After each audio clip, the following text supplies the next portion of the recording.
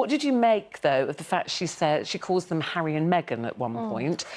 There are people saying, oh, could that be because they're going to be stripped of their HRH titles? I think it probably is.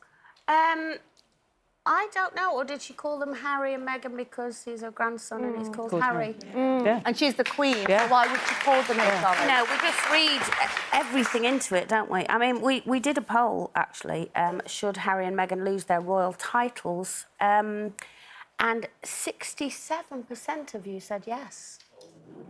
Which is actually, well, it's 2/3, and it's actually higher than I thought it would be.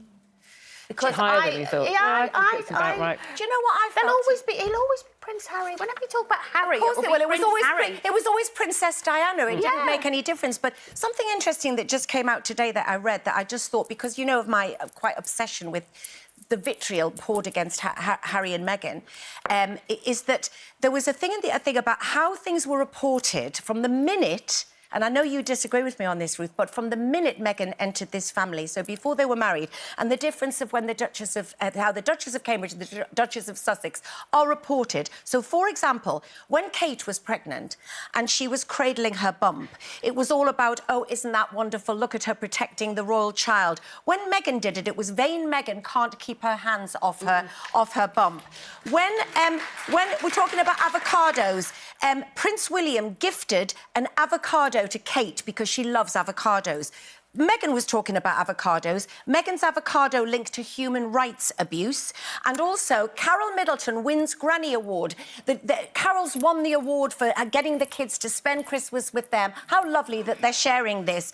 Doesn't the Queen deserve better than this when they try to serve their Christmas apart? So it just goes to prove, as I say, that they have been demonised from the work. But also, Denise, I would come back to you on that. There's also been made a lot of links between racism towards Meghan. Now, listen... I've never said about those. No, but there's been a lot of links. But now it seems you can't say anything about her without being labelled racist. When they went on that private jet, you know, a lot of people were incensed about that because they said, you're preaching us about environmental awareness and that, but you're going on a private jet. But they are the royal family, hold on, but they have to travel privately, sorry. OK, but the thing is... They don't, but the other royals don't travel privately. They don't have to. They don't have to. So when the public come out and say, well, you know what, I think that's a bit hypocritical, they can't then turn around and say to us, but hold on a minute, they can't say, well, that's racism because you're talking about Meghan in that way. It's not. We're talking about you as a couple because we don't feel what you did was right. Yes. So not everything... But they're not having affairs with everybody like in the rest of the royal family. That's what gets me. We're talking about... We all have dysfunctional families to a degree, but we're talking about an incredibly dysfunctional family where these people are being demonised as if they've done something terribly, terribly wrong. Whereas the family of old, would they rather it that she, you know, has an eating disorder and that he's having an affair and that he's had affairs and had an affair for 100 years while the poor girl... Well, we know Prince Charles had an affair. But you want the fly on the wall there on I think we know Prince Charles had an affair with Camilla. Well, we do know that. We do know that. But you're talking about loads of... How do you know people are having affairs? It just is like, you know... Because Hot Betty told me. I do think that the Queen was probably involved in discussions about it before now. But I think what the Queen got surprised as, like all of us, was the fact that they announced it officially on Instagram.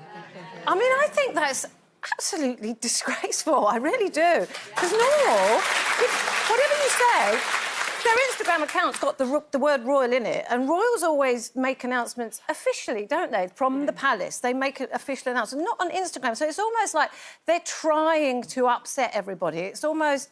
no one really knows what's going on. I think, firstly, the fact that they've gone to Instagram, to many people, is disappointing.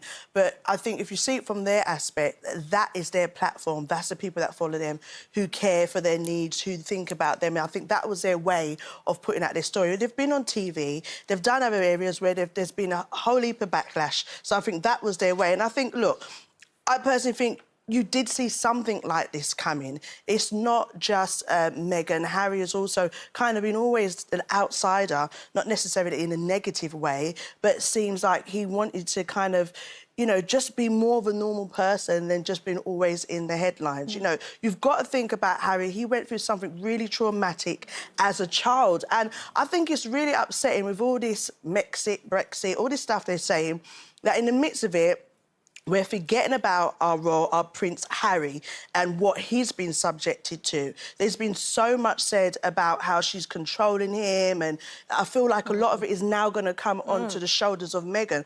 But how can we, as the United Kingdom, forget about our own Prince Harry, who is probably going through post-traumatic stress? Like, it's so clear. And the worry Sometimes it does almost feel, doesn't it, that like he's trying to do for Meghan what he couldn't do for his mum. Exactly. And you know, the media in general don't seem to have learned any lessons after what happened with Diana as regards the way they've treated Meghan. Now, Meghan was an actress in this show Suits, as we all know, but she was also a global ambassador for many, many, many charitable causes way before Harry was a twinkle in her eye. She was, you know, for genital mutilation, for empowering of women, you know, children's charities, Yes, all gender over the world. equality. Gender equality, And had all been over the doing world. it since she was a child. Since she was a child. And I think that probably, I mean, I don't know, no more than any of these media people know sometimes, that that's probably what Harry fell in love with, the fact that she was speaking his language as regards helping people globally all over the world. The fact is, as well, she is a young girl, a young lady. She's just had a baby, 9 months ago, when your hormones are all raging. Nobody could take the attacking and the trolling that she has taken. You know, I've been subject to trolling myself in a tiny little way, and when you're at the centre of that storm, it's horrendous. Yeah. And the fact is, I personally, when you look at the coverage, it feels like it's a modern-day witch hunt. And I don't care what anybody says, but our royal family, it's an institution, but it's not a modern institution, OK? Some of them like to portray themselves as modern, but they're not, really. It's a traditional institution. And here comes a young, beautiful, intelligent, opinionated, independent woman. And to be honest, when you are a woman of that kind, if you go into any institution, you are not going to be liked. You are going to be seen as an outsider. And if your husband, in this case Harry, decides to go along with your way, you've bewitched him. You know, you've cast a spell. Why doesn't everyone just shut up and let them get on with their lives? Get on with their lives. because it's the It's royal not family. affecting our Because it's lives. the royal We all family. go about our daily lives. We're not going to bed going, oh, I can't sleep thinking of Meghan and Some Harry. people are, though. Just Some leave people them are. alone. They're a young couple. He's never going to get to be king anyway. He's supporting his wife. Let them go and just be happy. It'd be nice to see some royals that are happy. That's a modern take. It is. Gloria, I think she's doing Disney voiceovers because that was her job previously, and obviously they've taken a step back from royal life and they are providing for themselves. So that is a job that she can do and earn money from. Which However, she should... I would say that she married the institution, Kelly. You know, she didn't just marry Harry. And I know that she was a very successful television person. And that's fine. But I don't think you can have it both ways, personally.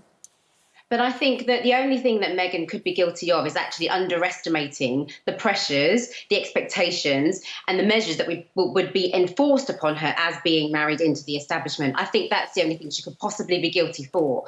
And I do think that was underestimated on her behalf. But if we look at what she's actually gone through as a consequence of that decision, yes, we do marry into a family. But when we look at her father, for example, the pressures that's happened and the implications that's happened in terms of her father, she is the first woman of colour into the royal family. And I don't think that goes without being said in terms of the pressures that she's had to endure over the time that she's been there.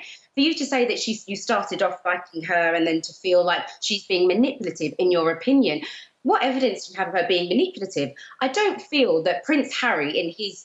You know what he's been like over the years. He's always been very in control of the decisions he's made, despite the consequences of his actions in his past. So I can't see him being manipulated by Meghan Markle when he knows what the consequences are. Oh, I think you can see the manipulation. I mean, all the way along the relationship, in my opinion, is purely what I think.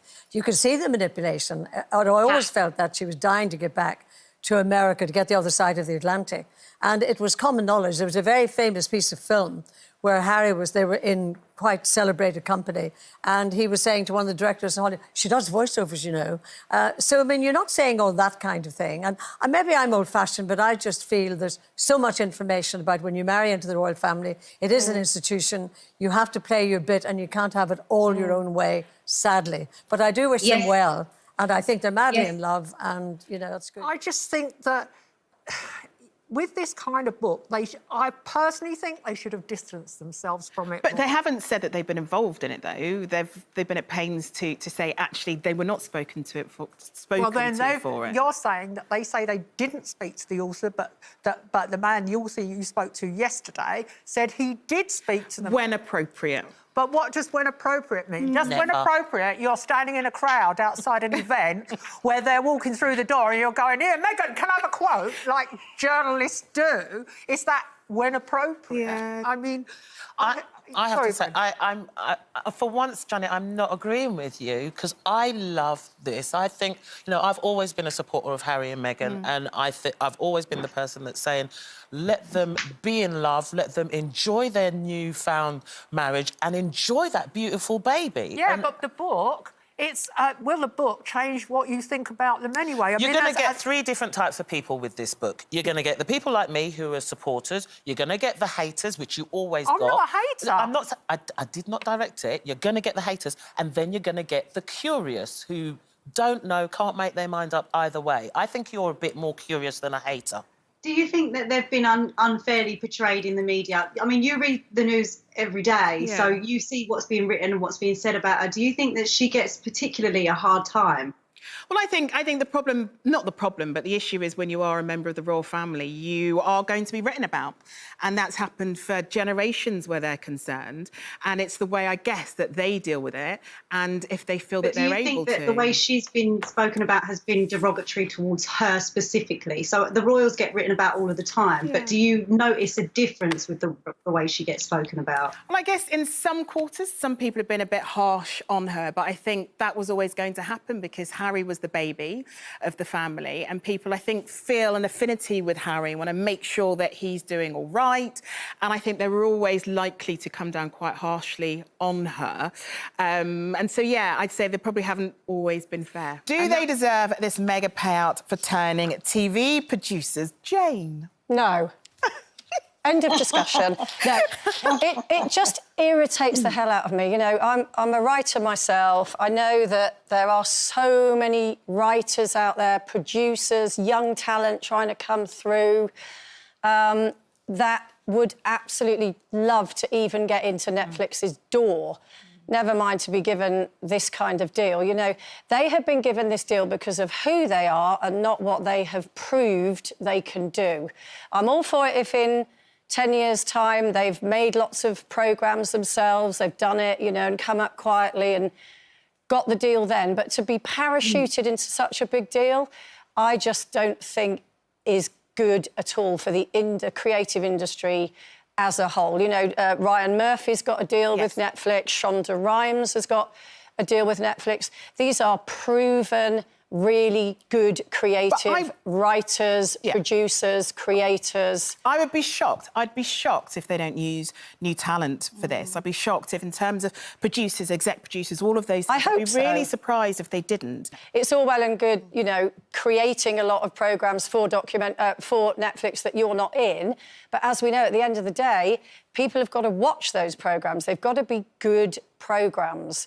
And if you don't have any experience, you've got to employ the people who've got the experience, haven't you? But that's not necessarily true. The first thing that came off the Obama slate, as Gloria's been talking about, was a documentary in which they didn't feature in at all, and that ended up being Oscar-nominated. But Obama was president of the United No, I get, but had no experience making TV programmes, which is your original argument. I kind of feel I want to listen to what the Obamas have got to say. I'm not quite there yet. But it wasn't their words. Meghan The documentary wasn't their words. But in terms of it, you know, the deal itself, Judy, I was talking to some friends about this yesterday, and it feels as though it's like the new book deal, the new way for celebs to make money. I think, look, at the end of the day, they left the country, they've gone somewhere else, they've set up. It's almost like no matter what they do, they can't do anything right.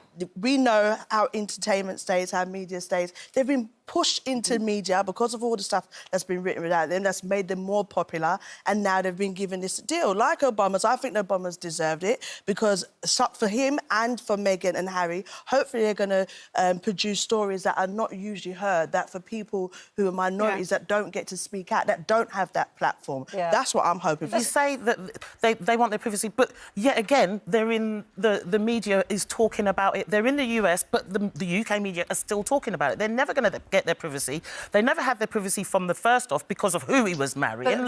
They could get privacy. You know, come on, Brenda, you know that. They could get privacy. They've chosen to live in LA, which is the biggest kind of, you know, microscope of showbiz in the world.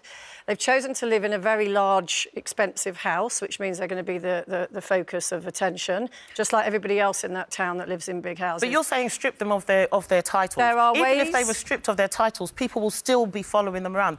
A title doesn't mean anything about the person itself. I don't necessarily agree. There are a lot of people that are members of, or have been members of the royal family that now live outside of it, who live pretty private lives. Princess Margaret's children, you never see them. You know, they're out and about, they cycle places, they work for a living. But they're not in a controversial marriage necessarily, are they? Well, I don't necessarily think their marriage is controversial. I think they love each other. I think they love each other. They are very in love with each other, and I think they should just be allowed to be in love and raise their family. This is about not being able to say, I've moved away from Britain because the British people did not respect my privacy. And then go to America and invade their own privacy. Well, it's a Netflix thing. You've got a remote. Switch off if you want to switch off. You don't even have to watch if you don't want to. Well, it's not a controversial marriage. It's just a marriage. You know, they just want it their way all the time. And I agree with Jane. I think they should give up the titles and just leave it at that. They want to be in America. They got the big house. They got the deal with Netflix and all of that. Let them get on with that. And then, you know, if you want to watch their show, you pay for it. That's the end of it. Absolutely. Yeah, well, I think it's probably a topic we're going to talk about more and more, and I can't wait for it to be on, because I will be one of those people.